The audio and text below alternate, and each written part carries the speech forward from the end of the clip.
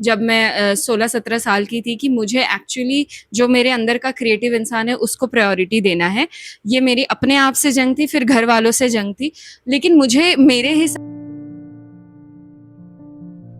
Welcome sir. To प्रतिज्ञान। सबसे पहले आपका प्रतिज्ञान के साथ में ये पहला कोलैबोरेशन है, yes. So thank you and welcome. Thank you sir. अपने बारे में बताइए, आपने लिखना कब शुरू किया, कब, कैसी जर्नी रही है अब तक आपकी? A brief introduction for our audience.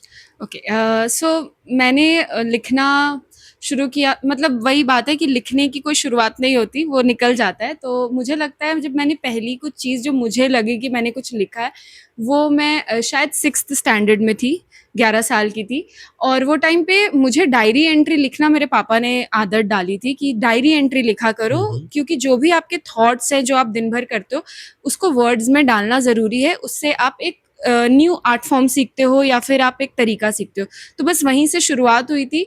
और वो डायरी एंट्री लिखते लिखते कब कविताएं कहानियां में चली गई, जो मन के बात थे वो थोड़ी पोएटिक हो गई, या जो भी उस समय जितना आता था, बस वहीं से शुरुआत हुई। Okay. और आपका जो पर्सनैलिटी है, जो मिजाज है, बड़ा चुलबुला है, जी but the sir. Topics that you choose are always very serious and you don't shy away from talking about pressing issues.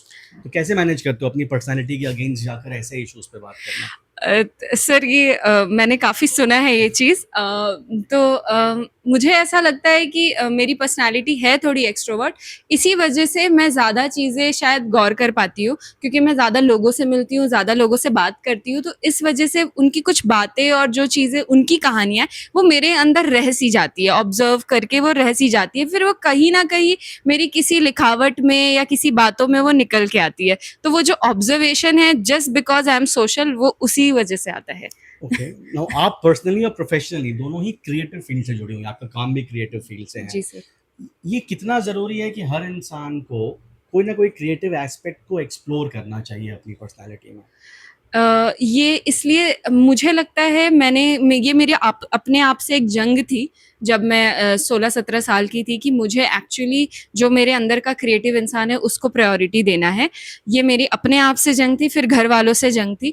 लेकिन मुझे मेरे हिसाब से इसलिए ऐसा लगता है, अगर आपके अंदर क्रिएटिविटी है, आप कोई भी प्रोफेशन में हो, ज़रूरी नहीं आपका वो मेन प्रोफेशन वो हो, बट उसको इसलिए ज़िंदा रखना चाहिए क्योंकि आपको क्या खुश रखता है ये आपको पता होना चाहिए, कि आपकी इंटरनल चीज़ों को आप कैसे अपने आप को खुश रख सकते हैं। आपको किसी इंसान की, किसी दूसरे लोगों की ज़रूरत नहीं पड़े, आप खुद अपने अंदर से, अपनी क्रिएटिविटी से आप फुलफिल फील करें। और एक बात शिव ने कही थी, वो मैं ऐड करूँगी, कि अगर आपके पास एक आर्ट फॉर्म है जिसको आपको सरस्वती जी ने दिया है, तो उसको यूज़ करना चाहिए। और सोसाइटी के लिए जो चेंज मेकर वाला काम है, वो as a creative person, as an artist करते रहना चाहिए। बिल्कुल, तो उस जवाब के अनुसार ये जो बुक है पूजा, इसकी जो थीम हमने चुनी है, इस थीम की रेलेवेंस क्या है आज के ज़माने में? What do you think?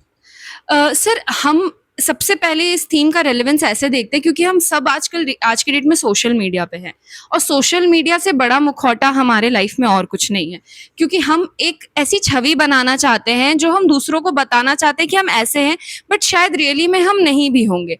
और कई बार जब जैसे आप बड़े होते हो, एडल्टिंग होती है, जब आप जॉब करते हो, लोगों से मिलते हो, तो हमेशा आप रियल फॉर्म में रह नहीं पाते हो। लेकिन जब आप मिलते हो, जब बहुत लोगों के बीच होते हो, तो आपको लगता है आप बस एक भीड़ का तो हिस्सा है, आपके जैसे तो कई लोग हैं।